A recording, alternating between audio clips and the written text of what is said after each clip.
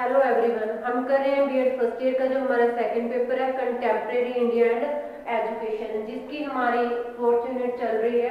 तो आज के लेक्चर में जो हमारा टॉपिक रहेगा वो है लैंग्वेज इशू इन एजुकेशन, की हमारी शिक्षा में जो भाषा की समस्या है वो किस प्रकार से है, किस प्रकार से हमें अपनी शिक्षा के माध्यम में हमारी समस्याएं देखने को मिलती हैं। तो सबसे पहले हम बात करेंगे भाषा की कि लैंग्वेज होती क्या है।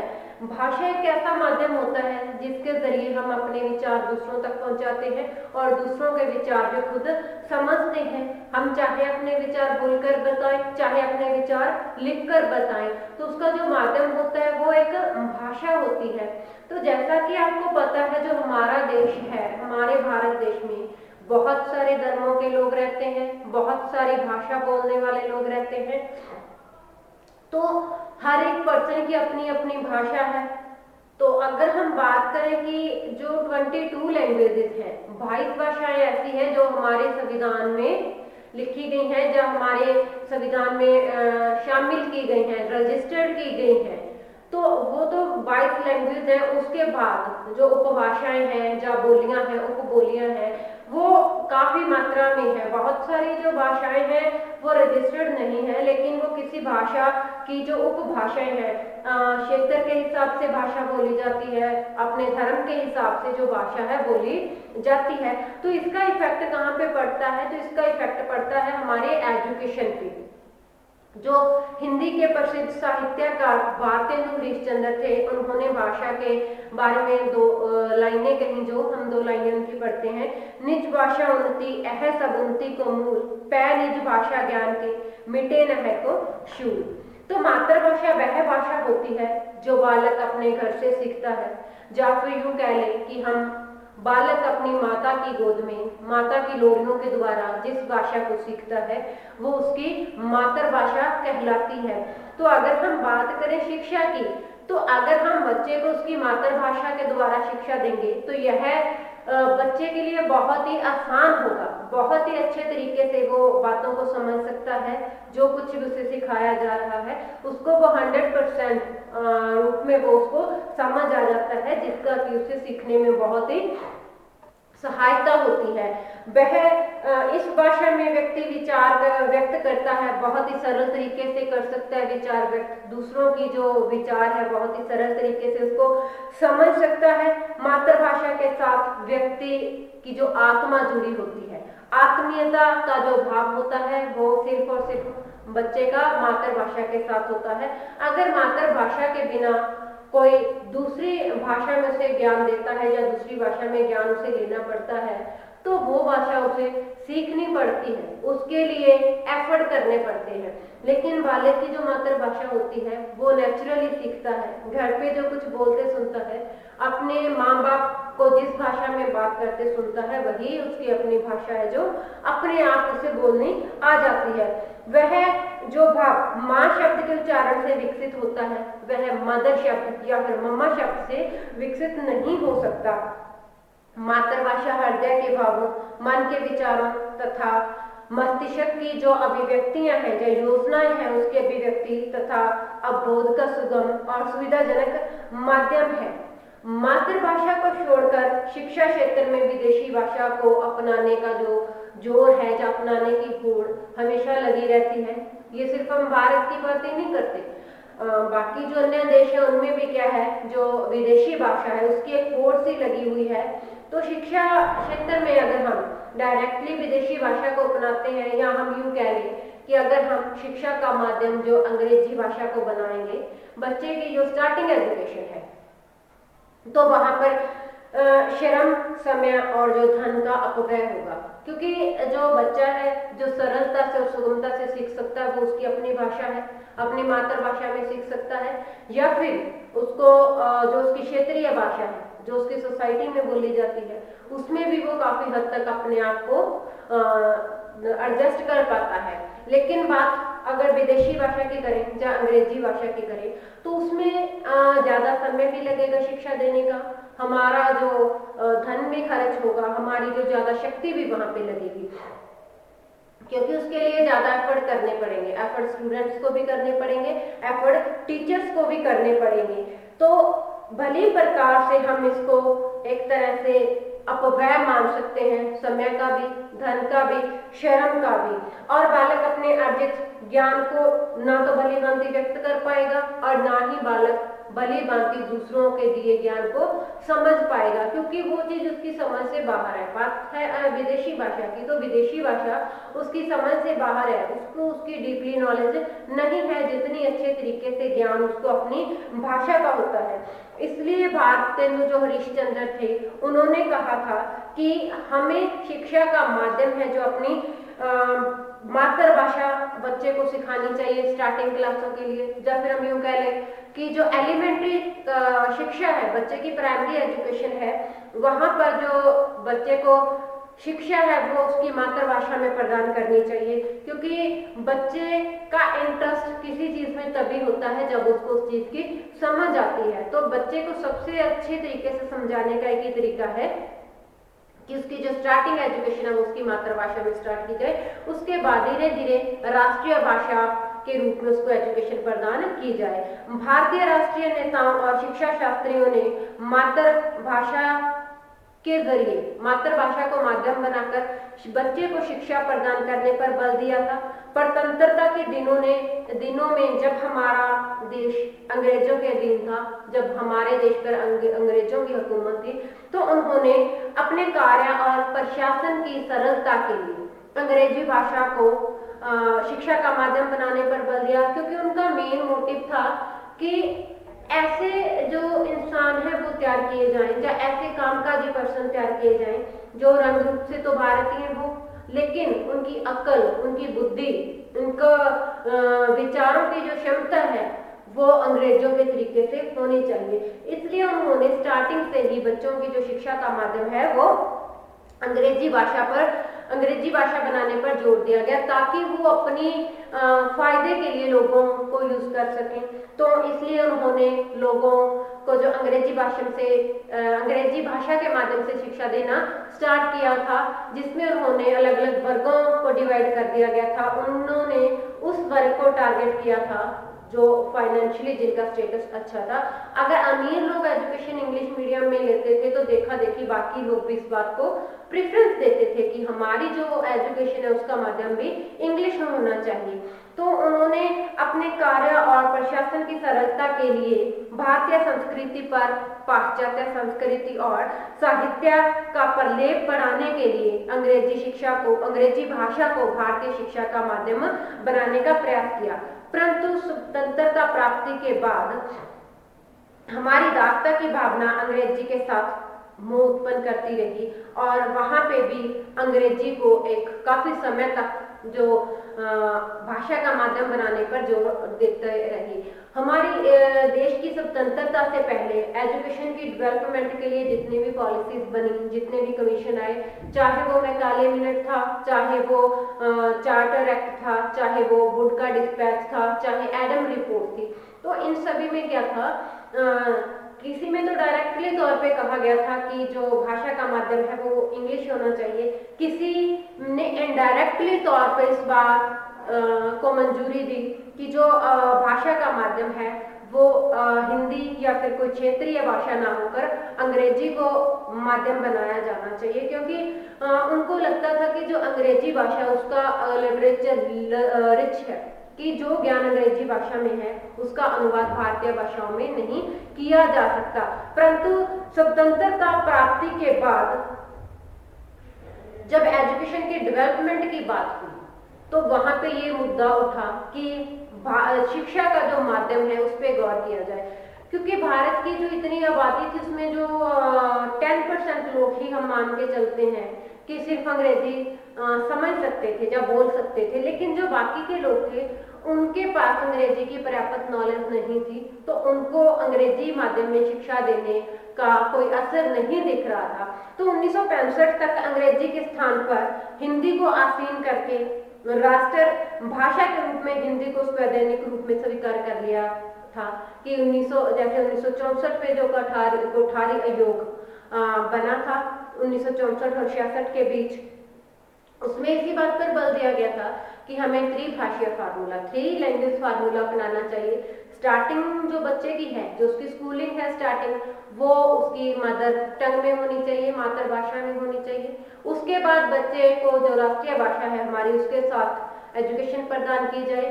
अगर जब तक बच्चा हायर क्लासेस में पहुंचता है तो उसका माध्यम जो इंटरनेशनल लैंग्वेज हो सकती है, अंग्रेजी उसकी भाषा, उसका माध्यम शिक्षा का हो सकती है, ताकि बच्चे को समझने में कोई प्रॉब्लम ना हो।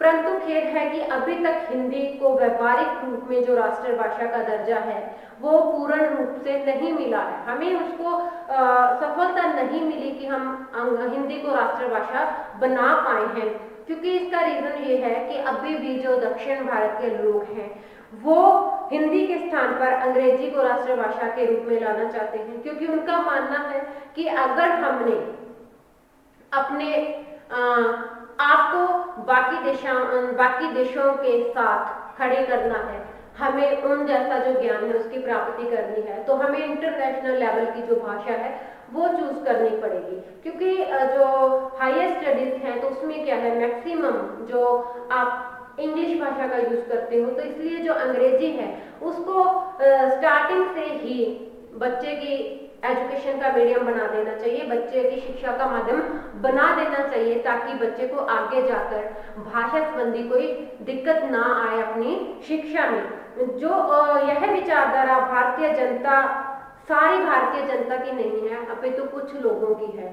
कुछ लोग, इसमें हम दक्षिण भारत के लोगों को गिन सकते हैं, यहाँ पे उन्होंने अपना जो शिक्षा का माध्यम है वो अंग्रेजी बनाने पर जोर दिया गया है। वो लोग अंग्रेजी बोलते हैं, अंग्रेजी समझते हैं अच्छे से, या फिर हम यूँ कह लें बहुत सारे हमारे जो लोग हैं उनका मानना है कि वो लोग हिंदी सीखना नहीं चाहते, इसलिए वो अंग्रेजी को हमारी जो राष्ट्रीय भाषा है, जो हमारी शिक्षा का माध्यम है, वो बनाने पर जोर दे रहे हैं।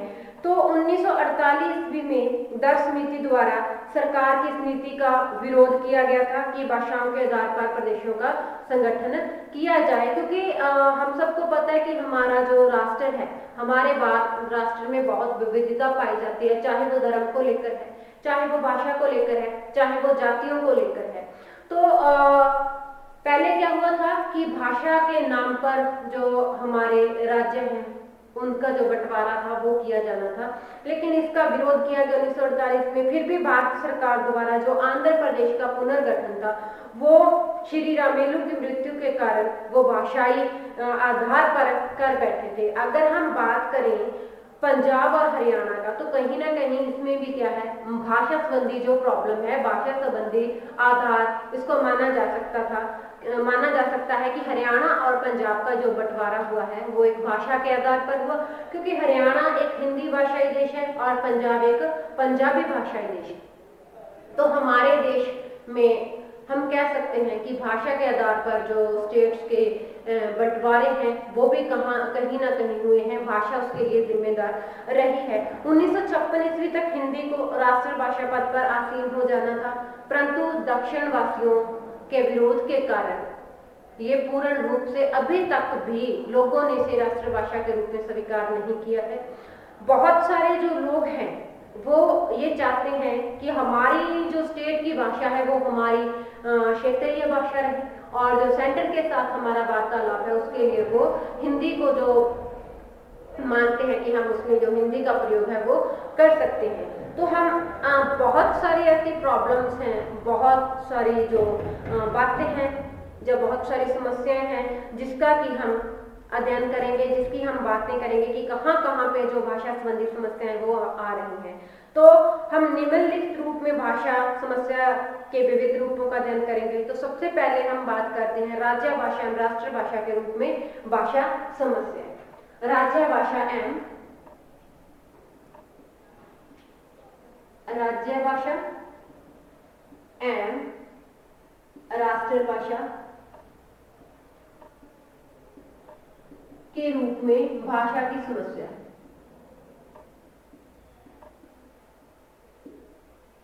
भाषा समस्या, जैसे कि हमने अभी बात की है कि जो भाषा है उसकी समस्या स्टेट वाइज और नेशन की जो भाषा है उसकी समस्या आती है। हिंदी भाषाभाषी राज्यों ने तो अपनी नीतियों में, अपने कार्य में कोई भी कार्य है उनका, तो उन्होंने अपनी हिंदी भाषा को राष्ट्रीय भाषा के रूप में अपना लिया है और अपनी राज्य भाषा के रूप में भी स्वीकार कर लिया है और उसे अपने कामकाज की भाषा के रूप में भी व्यवहारिक रूप से उसका जो प्रयोग है वो आरंभ कर दिया गया है। परंतु कुछ राज्य ऐसे भी हैं जो हिंदी को अपनी राज्य भाषा को मानने को तैयार नहीं है। तो इसका जो एग्जाम्पल हम लेते हैं, हरियाणा और पंजाब का जो बंटवारा हुआ था वो भी भाषा के आधार पर।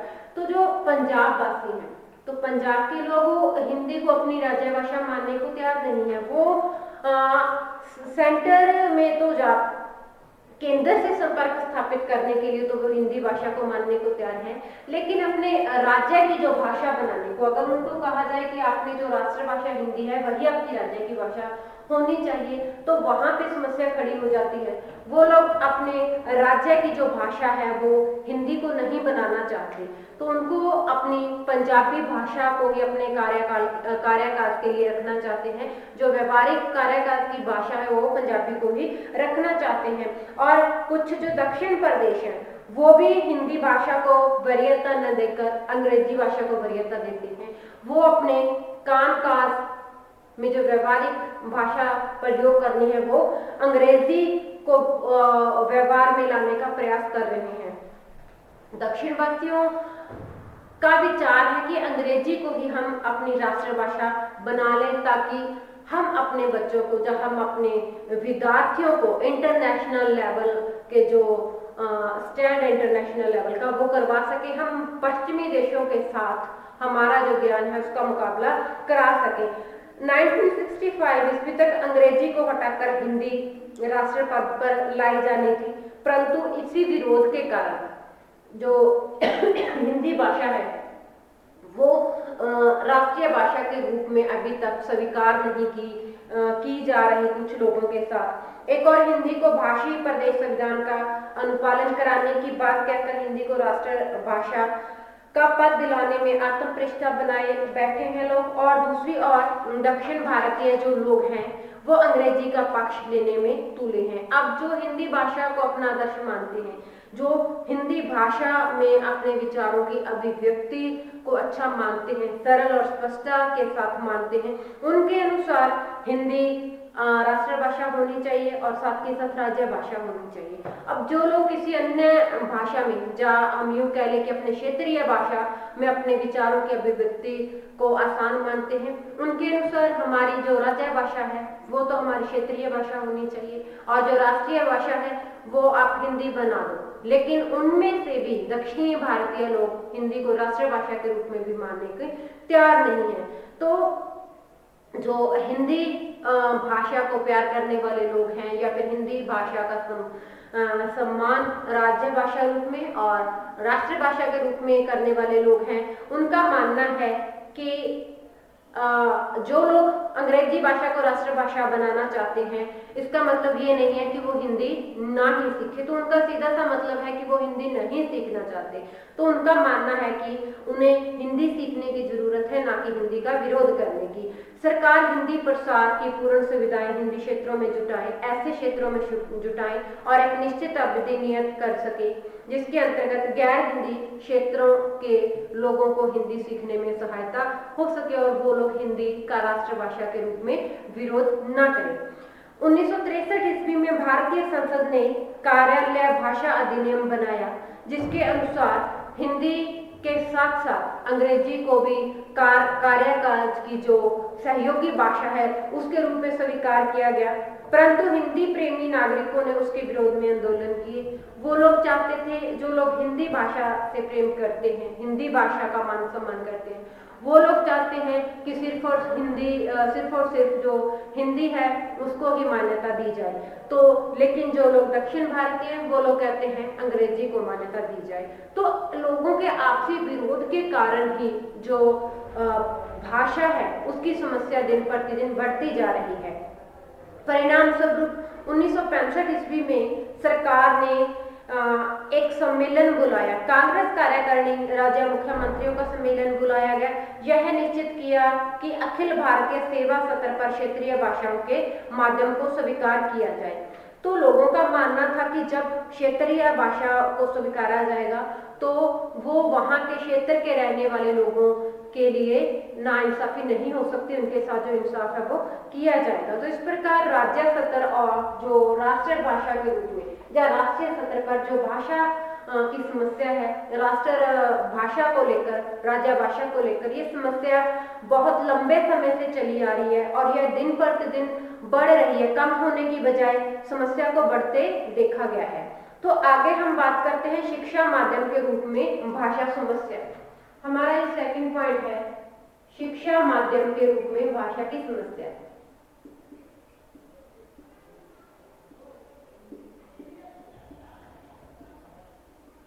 रूप में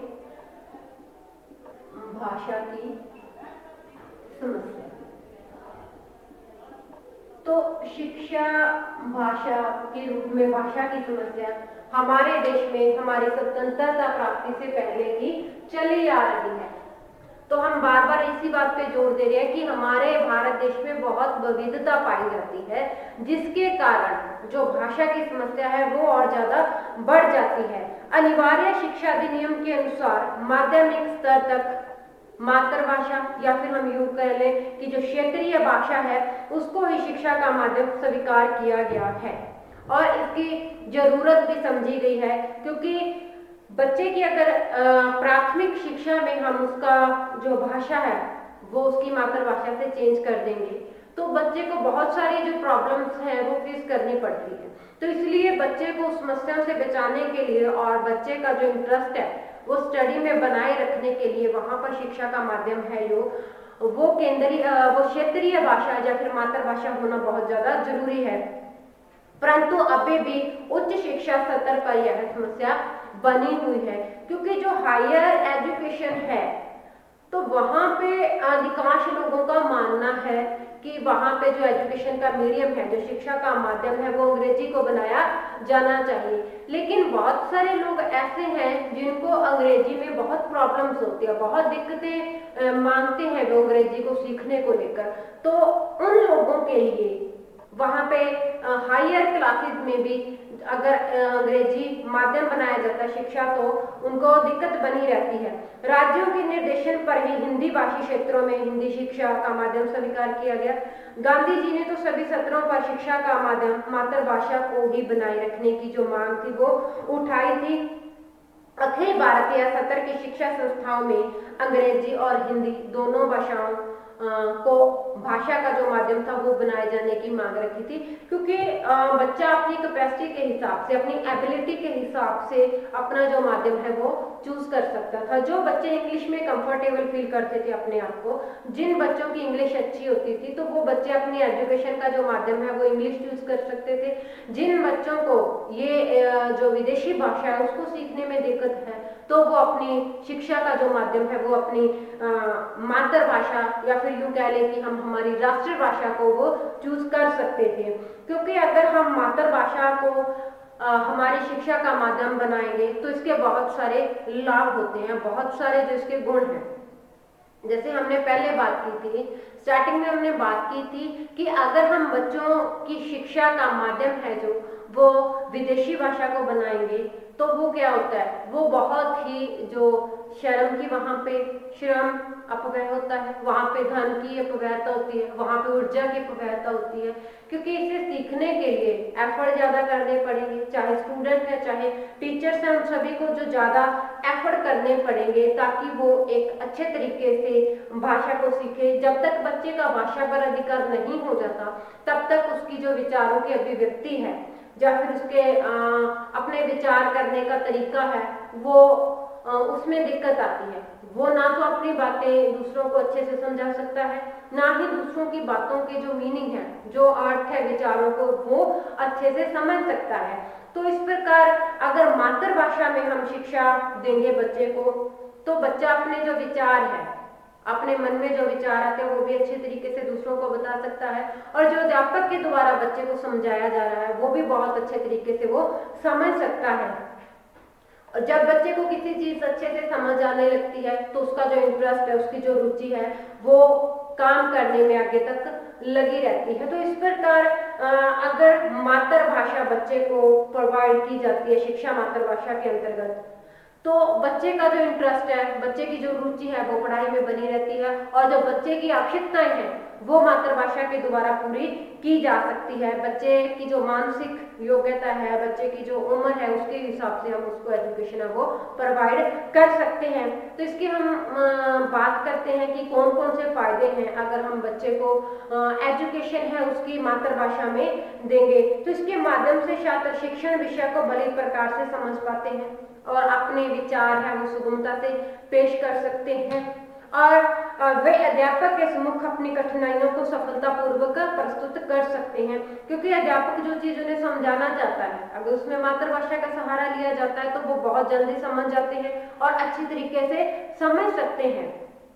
उन्हें जो कठिनाइयां आ रही हैं पढ़ने के मामले में, जो अधिगम के मामले में उन्हें कठिनाइयां आ रही हैं, जो चीज अच्छे से समझ नहीं आ रही, तो वो अपने अध्यापक के सामने उस कठिनाइयों को अच्छी तरीके से रख सकते हैं। अपनी जो कठिनाइयां हैं उसको अच्छे तरीके से वो एक्सप्लेन कर पाते हैं, और अध्यापक उनकी कठिनाइयों के बारे में, उनकी समस्याओं के बारे में अच्छे तरीके से समझ सकता है, जिससे उन समस्याओं का जो निवारण करने में अध्यापक को भी सहायता मिलती है, और अपनी समस्याएं बताने में छात्र को भी वहां पे बहुत ही जो आसानी होती है। तो इस प्रकार हम कह सकते हैं कि अगर हम बच्चे को सही तरीके से पढ़ाना चाहते हैं, सही तरीके से उसे समझाना चाहते हैं, तो वहां पे उसकी जो मातृभाषा है उसका प्रयोग करना बहुत ज्यादा जरूरी है।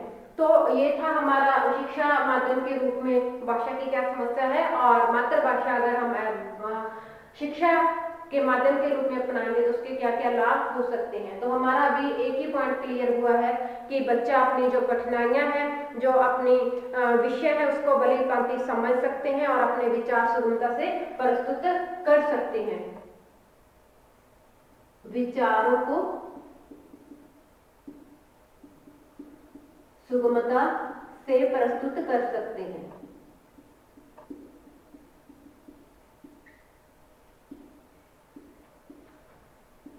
तो हमारा एक पॉइंट क्लियर हुआ है, तो हमारा ये लेक्चर यहीं पे कंप्लीट हो रहा है। तो इसके जो नेक्स्ट पॉइंट है हम वो नेक्स्ट लेक्चर में करेंगे। तो हमारा ये लेक्चर यहीं पे कंप्लीट हो रहा है। Thank you.